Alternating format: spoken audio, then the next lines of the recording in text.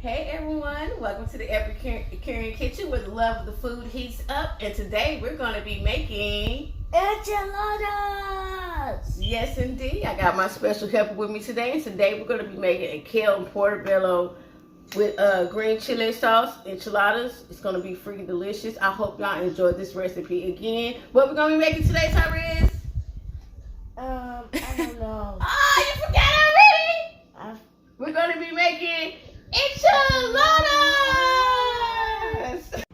Hey friends and family, this is your girl Chef Rhonda with the EPICUREAN kitchen, and today I'm going to be showing you how to make kale and portobello mushroom enchiladas. Yes indeed, this is going to be freaking awesome. Got a few of our ingredients here. We're going to get you need some green enchilada sauce. I'll go to the store and get some store-bought just to make everything a little faster. I got some fresh cilantro, some kale, bell pepper, onions, portobello mushroom, some diced green onions, sweet peppers. We have our salt, our pepper, our garlic powder, onion powder, cumin. Also, we're going to need some Monterey Jack cheese, sour cream, and if you'd like to add, a little cheddar and jack as well. The most important thing we can't forget are our corn tortillas. But the really special friend, our Corona. Alright guys, so first we're going to start off with our portobello mushrooms. What we're going to do is we're going to dice these into smaller pieces. I've already rinsed these off. Please make sure you always rinse your vegetables out before you start, especially when you get it from the market, because a lot of times they have pests in them. I'm going to get our portobello mushrooms, cut them into diced pieces. Portobello is a great source of protein. And also gives your food a slightly meaty flavor. That's why I'm totally obsessed with them. Guys, next I'm back to my yellow onion. I'm going to go ahead and dice this down some. I try to slice them, and then I'll go across again with the second cut. My knife is kind of dull today, so please forgive my angle of cut. So I'll bring it across.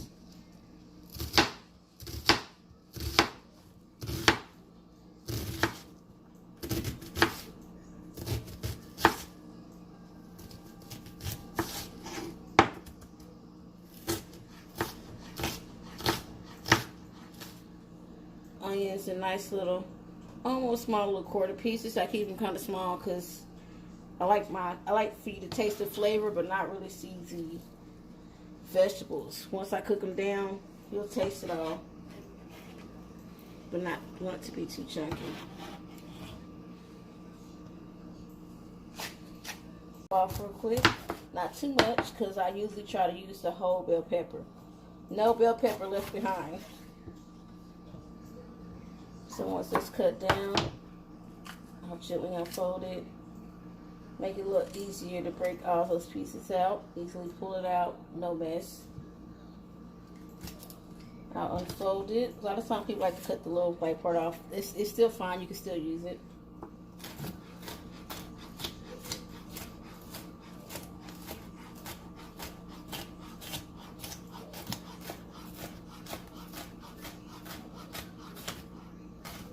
If you're not really good with a knife, don't try to go with the speed that I'm going. But me, I like to use, like I said, totally the whole bell pepper. So I cut them into slices. After that, I'll cut them into quarter pieces.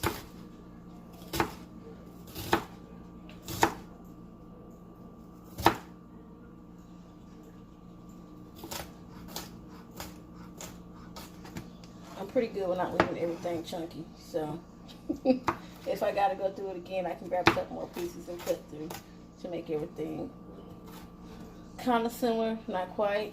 It really don't matter. It's just because once I saute this down, the flavor is still gonna be there. Again, like I said, I use every part of the bell pepper.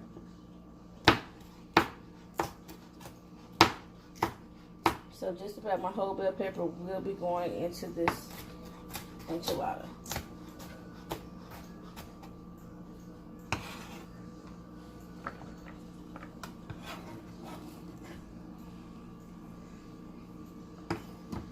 Alright, then our last thing we're going to chop up is our sweet peppers because our green onions are already diced and ready to go. I'll get my sweet pepper again. I try to utilize the whole pepper, and by these being so small, I don't have to take those extra steps. I will definitely utilize seeds and all inside of there. It's not going to kill anything. They're just smaller and it's easy to do. I gotta sharpen my knife. So once I have that cut down, I'll just dice across quarter pieces. Toss them off in here.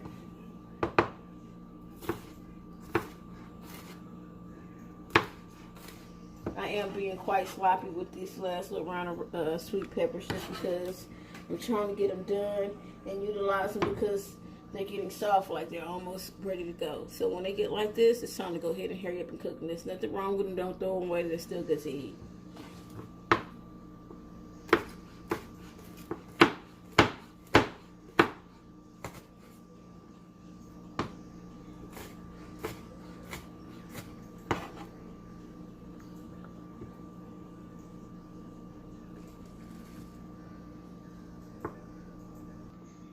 Alright guys, I have all my vegetables in here that I'm getting ready to saute. I have my mushroom, bell peppers, sweet peppers, onions, yellow onions, and green onions as well.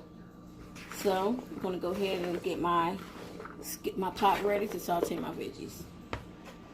Alright guys, so for my saute, I like to use the grapeseed oil. I put my stove on a medium to medium high.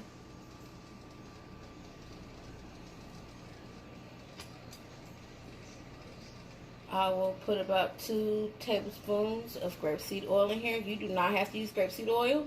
It's just my oil of choice right now. You can use olive oil, whatever you like to saute with, whatever your preference is, you can definitely use. But right now, we are definitely on a grapeseed kick right now. I haven't tried coconut oil yet, but I'm getting ready to think about it. Supposed to taste it to see how, you know, it affects the flavor of the veggies once they're sauteed. So I'm just gonna let my oil warm up a little bit, and I'm gonna add my veggies. Alright guys, so while we're letting the grease warm up, of course, I have my Corona. It's not for the food, it's just for me. I'm just gonna take a sip.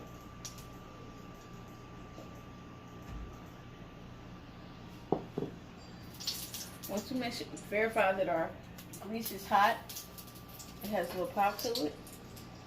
We don't want it too hot because we don't want to do is burn that oil in there.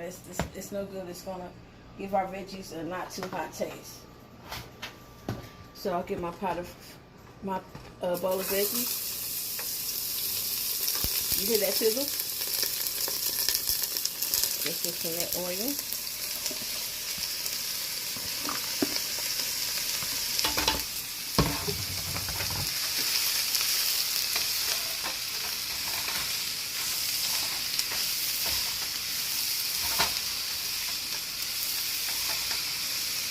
Just going to toss it around, mix it a little bit to let the grapeseed oil at least touch all the veggies that's in here. Have it lightly coated to let that sizzle down and cook. All the vegetables just all works so well together. It works excellent together. So let that saute for a minute. Again, like I said, I have it on a medium high, not too high, not too low. Alright, so my vegetables are going. If you notice, I did not put my kale in. I always put the kale in last. The kale almost has like it's a good substitute for spinach. So it gives it that flavor. And if you saute it down, it's like you don't even notice it's kale. You wouldn't even know the kale was there. So you see what I do is I just basically break the leaves off of the stem and separate them. I never cook them with the whole stem. Why? Because that's a lot to chew. And don't nobody want to sit up there chewing on kale stem all day. A lot of people cook with it. I just choose not to.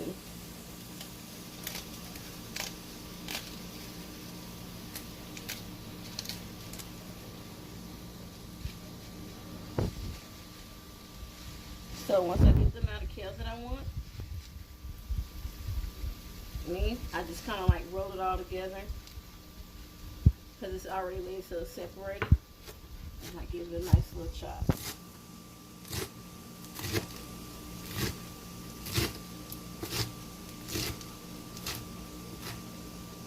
Nothing major.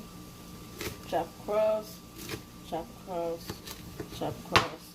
Once my vegetables get nice and soft, I'll add the kale in last. But we still have a few more steps. Notice our veggies are cooking down. And it's almost like, instead of oil, it looks more like water. And all that's from the veggies. There's nothing wrong with that. That's a great thing. So once I have my veggies cooked down, what I'll start doing is adding my seasoning to my vegetables. So I have my salt. Let's say about 1 to 2 teaspoons of salt. Again, like I said, if you watch my videos, I'm not a heavy salter. Use my black pepper. Maybe about a tablespoon of black pepper. Just to give it that little bit of extra kick. We're going to add our onion powder. About a tablespoon of onion powder.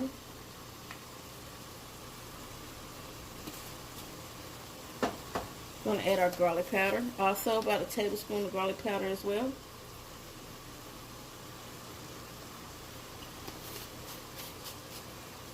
And our cumin, which gives our food its flavor. We're going to do about 2 tablespoons of that.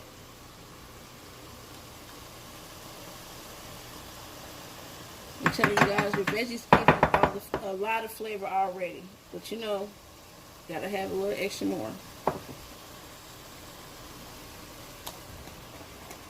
And what's that? I got my secret weapon. My fajita seasoning.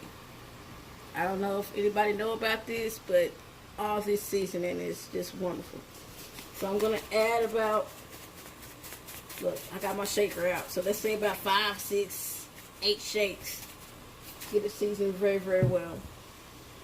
Once I got all my seasoning together, I'll go ahead and mix it all up.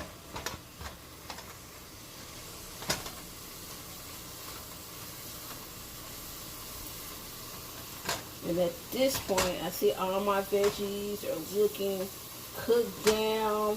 Like, it has totally, the pot has reduced in size all the way together because the vegetables have cooked all the way down. Once all my veggies start cooking down, I'll add my kale.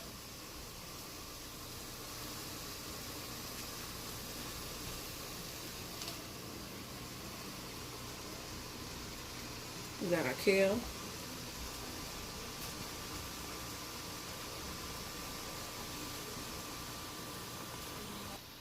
Also with the kale, we'll add a little cilantro to it. We'll turn it all the way down to low. So once we got that on low, we're going to let that sit.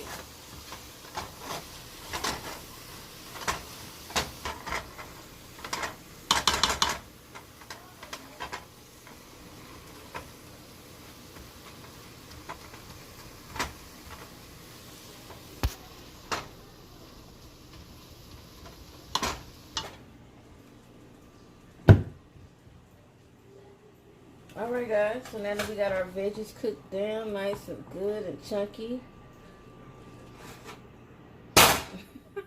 Sorry guys. I'm going to go ahead and put all my vegetables back into my little pot, my little bowl.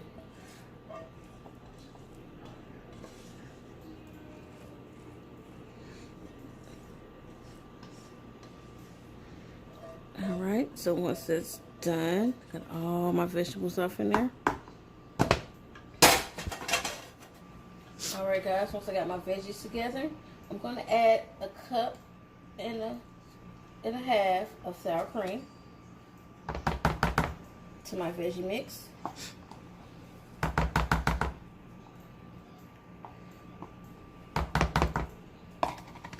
I'm also going to add about 2 cups of the Monterey cheese.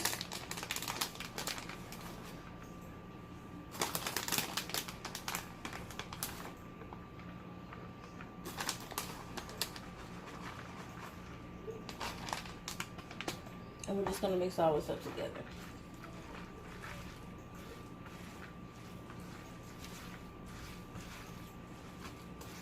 I know you're looking at it like, oh my gosh, girl, what in the shenanigans is going on? But I'm telling you, once this is done, it's going to be totally fire. And you're going to love it. Some people like to use ricotta cheese to make it a little bit thicker. I ain't crazy about ricotta. I use the sour cream and my shredded Monterey Jack.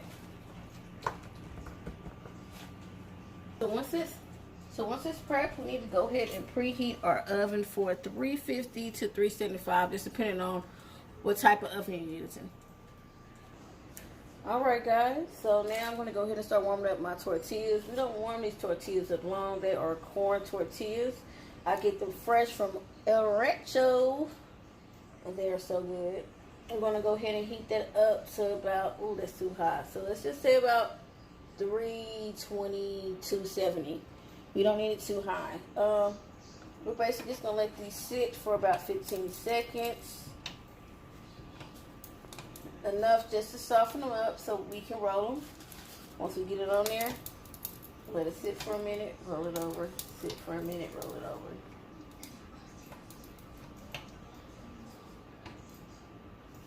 Now again, you don't have to necessarily use corn tortillas. You can also use flour as well. I just think the corn tortillas is a lot lighter instead of having something really heavy on the flour. So once it's nice and soft and movable, I'll go ahead and put them in my pot. Alright, I'm going to put our tortillas in here. And you probably wonder, why am I doing them like that?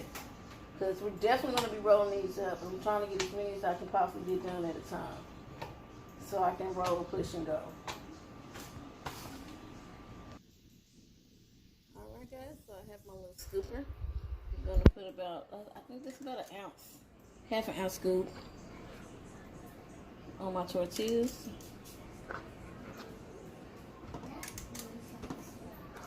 Please understand, they're not going to sit in there like that. I'm just showing y'all how I'm going to start it off, just so I can get ready before I roll them.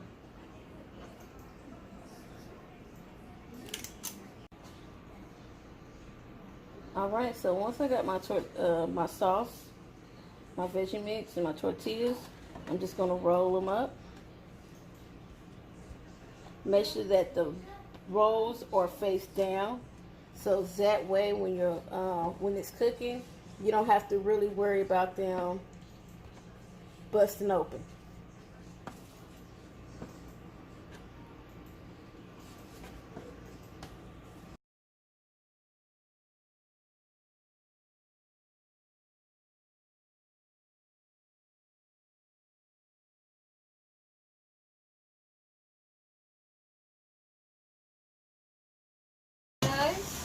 So we have let our enchiladas cook for about 25 minutes. Ooh, the avocado moved. Alright, it still has a little nice cheesy demeanor to it. I really like for the enchiladas to have more of a brown effect. So I will take the foil off the top and let that cook for another 10 minutes just to give that milk, give that the enchiladas a little bit more milk.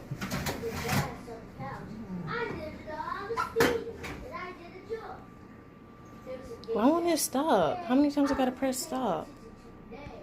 It didn't stop. Alright guys, so here we go. The final product is finished.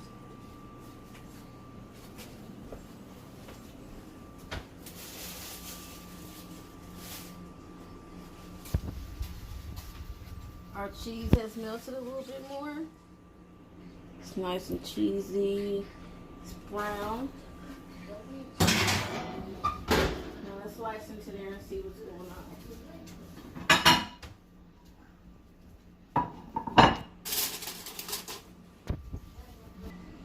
Alright, since we got that nice and sliced, we'll go ahead and cut our first serving.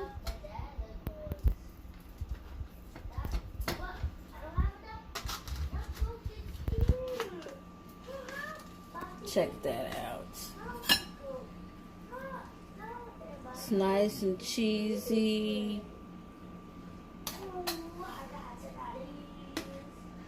See how those vegetables cooked inside of there? It's absolutely delicious. Alright guys, thank y'all for watching. And this is our portobello and kale enchiladas.